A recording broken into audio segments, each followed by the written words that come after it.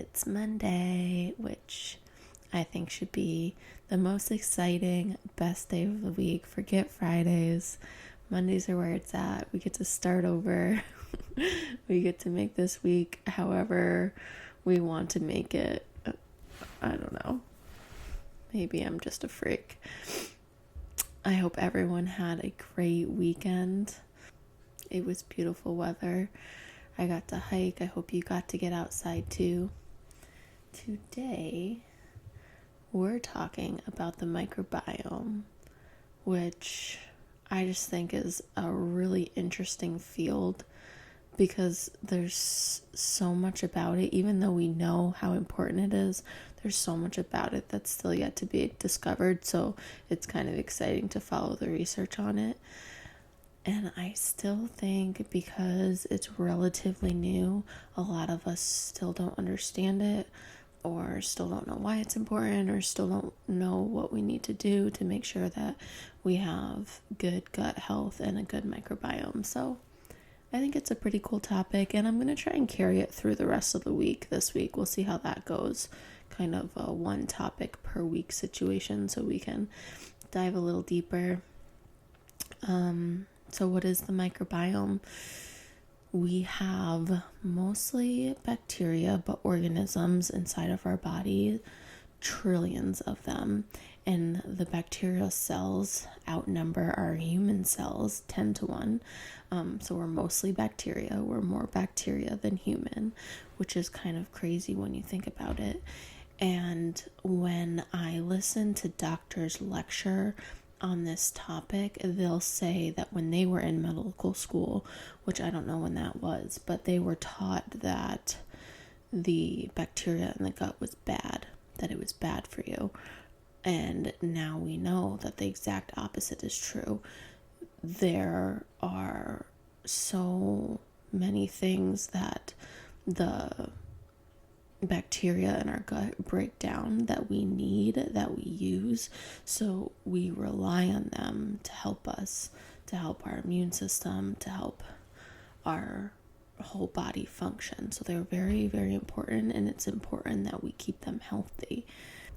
And what has happened in recent decades is that chronic disease has really started to run rampant, and the science is starting to show that maybe the gut microbiome has something to do with it, because our diet has been changing for the worst. We tend to eat highly processed foods. We tend to eat simple sugars and simple carbohydrates. And what happens when you eat, let's say ice cream or white bread or whatever else, pick your poison, is it feeds the microbiome, the bacteria, early on in the gut, early on in the digestive process. So what happens is there's no food left for the dense microbiota later on in the intestinal tract and the colon, where the densest, most important population of bacteria lives. So they starve. And they start to eat away at that mucosal lining, and that mucosal lining starts to get thinner and thinner. And you can have, the obvious acute illnesses like leaky gut or irritable bowel syndrome or something like that, something obvious that something's happening. But there's also chronic inflammation and chronic illness that then ensues because your immune system starts to freak out because this bacteria is becoming closer and closer to your intestinal cells. And I feel like I talk about inflammation all the time in every video, but inflammation is really the origin of disease. And a lot of integrative doctors will call themselves inflammologists as a joke, because their real job is just to figure out how to reduce inflammation. Inflammation causes chronic disease.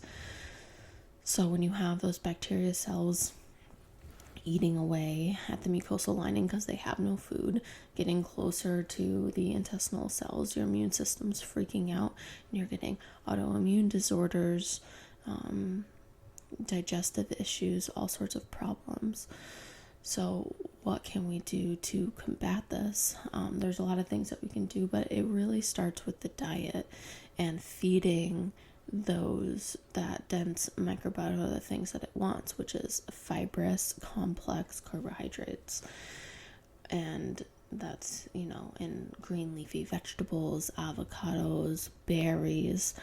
And really the important thing here is you want as diverse of a microbiota as possible. When they look at hunter-gatherer populations that live more like we did when we were hunter-gatherers, their microbiota is just so diverse.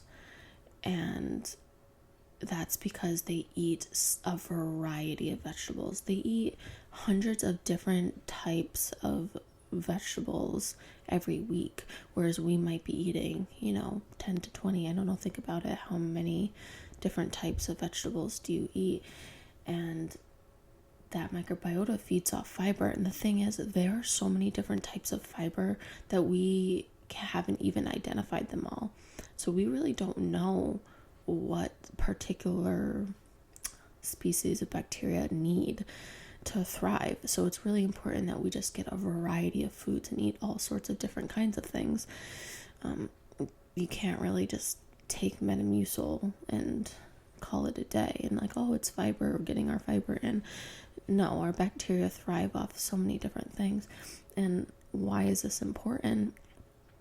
The variety and density of bacteria in our gut are being linked to all these chronic illnesses, cardiovascular disease, diabetes, psychological disorders, depression, anxiety. It's being called the second brain, right? I don't know if you've ever heard of that, but I think that it's called that because of the vagus nerve connection and all the neurotransmitters that are made in the gut.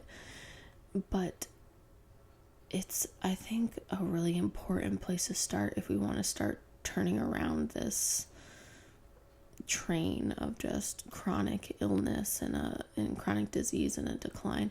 And that's not to say that antibiotics and sterilization of our environment and things like that haven't done great things, because back in the day the number one cause of death was infection.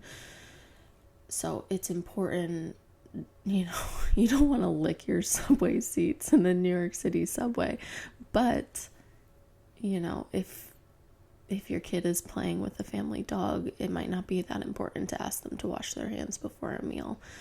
These bacteria that live in our environment, it's actually important to get them into our system in a smart way. We need a balance. We've kind of swung in this direction of sterilization a little bit too far, and it's between too many C-sections, because the vaginal delivery is kind of that first introduction to microbiota into our system, and poor diet has really disrupted our microbiome. So that's what I'll be talking about this week. That's the importance of the microbiome. Hopefully this helped. Hopefully it gives you something to think about for the week. I hope everyone has a great Monday. Love you guys. Bye.